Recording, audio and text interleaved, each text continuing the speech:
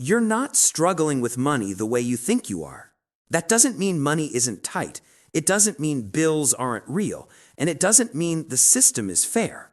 What it means is this: the pressure you feel isn't coming only from your bank account. If someone froze your income exactly where it is right now, nothing more, nothing less, you would still survive. You would adapt. You would adjust. Life would continue. Maybe not comfortably, maybe not ideally, but it would continue. And deep down, you know that's true. Yet your body doesn't believe it. Your mind lives as if everything is fragile, as if one wrong move, one unexpected expense, one slow month could knock your entire life over. So even on normal days, even on good days, you carry tension. You don't feel secure. You feel temporarily safe. That distinction matters. Temporary safety keeps you alert, but it never lets you rest. It turns every decision into something heavy. It makes calm feel like a mistake instead of a signal. That's where the problem begins. You wake up and there's already a quiet unease sitting in the background.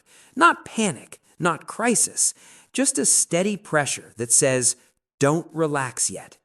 You go through your day doing what you're supposed to do, working, paying bills, trying to be responsible. But mentally, you're always leaning forward, always bracing.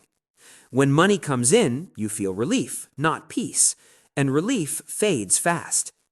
Even when your situation improves, the feeling doesn't. You earn more, but the worry grows with it. Your lifestyle expands, your standards rise, and suddenly the same fear is wearing a more expensive outfit. The numbers change, the sensation doesn't.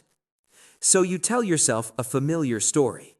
Once I hit this number, I'll calm down. Once things are stable, I'll feel safe. Once I'm ahead, I'll finally breathe.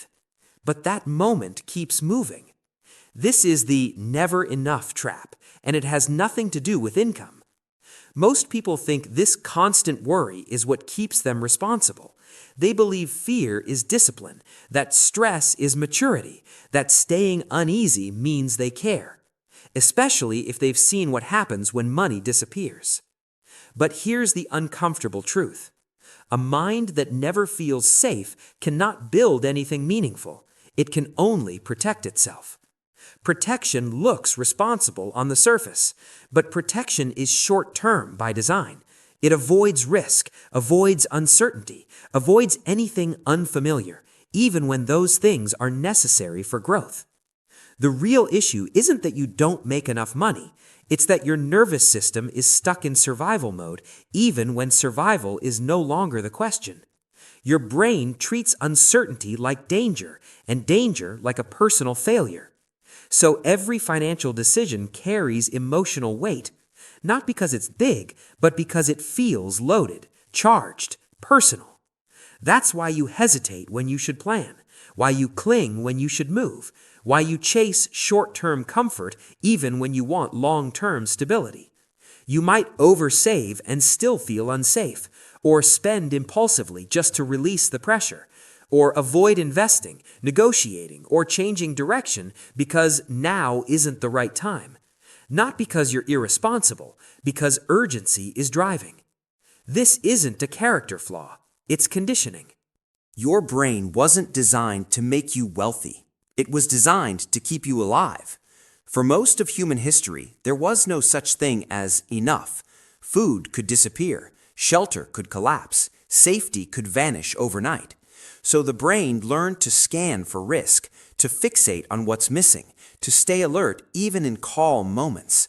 That wiring didn't disappear just because the world changed.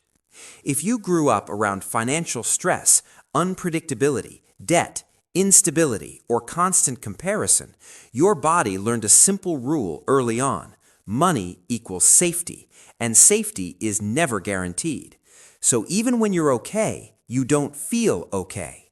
Your shoulders stay tight, your mind stays busy, your attention stays on what could go wrong next. And this is where people get trapped without realizing it. When you believe there's never enough, you don't think clearly, you think urgently. You shorten your time horizon. You focus on avoiding discomfort instead of creating leverage. You make decisions to feel better now instead of stronger later. You avoid uncertainty, even when it's necessary for growth. You overvalue security, even when it's limiting. You stay busy, but not strategic. And because this mindset feels familiar, it feels right. Calm feels suspicious. Contentment feels dangerous, as if relaxing means inviting disaster. So you keep the pressure alive.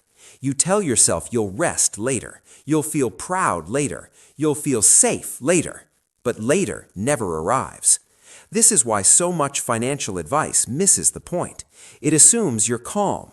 It assumes you trust the future. It assumes your body isn't already exhausted from carrying invisible fear.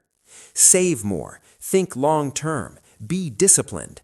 None of that works when your nervous system is on edge. Discipline collapses under chronic stress. Willpower drains quickly when fear is constant. A stressed mind doesn't plan, it reacts. That's why some people make more money and feel poorer, why they hit milestones and feel nothing, why they're never satisfied no matter how far they've come. The goalpost keeps moving because the problem was never the number, it was the relationship with enough. Enough isn't a bank balance, it's a state where your body believes, even briefly, that you are okay right now. Without that state, growth becomes impossible because real progress requires patience, and patience requires safety. This doesn't mean pretending money doesn't matter. It doesn't mean ignoring real constraints, and it definitely doesn't mean settling for less than you want. It means separating survival from uncertainty. Learning that not every uncomfortable decision is dangerous, that not every quiet moment is a threat, that ambition doesn't require anxiety to function. The first real shift happens when you pause and ask yourself, is this actually a threat or just unfamiliar? That question creates space, and space is where clear thinking lives. The second shift is allowing moments of sufficiency without earning them, letting yourself feel okay without spending, achieving, or proving anything, teaching your nervous system that calm doesn't lead to collapse. At first, this will feel wrong, almost irresponsible, but over time, something changes. When your body stops panicking, your mind starts seeing options. When fear loosens, creativity returns. When urgency fades, strategy becomes possible. You stop using anxiety as fuel. You stop confusing stress with progress. You stop letting fear decide for you. And here's the quiet irony. People who build real financial stability don't do it by constantly worrying about money. They do it from a place of internal steadiness, from clarity, from long-term thinking. Money grows best in a mind that isn't constantly trying to escape discomfort.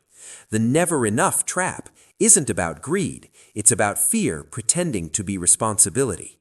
And the moment you stop believing that peace must be earned later, you start building in a way that actually lasts.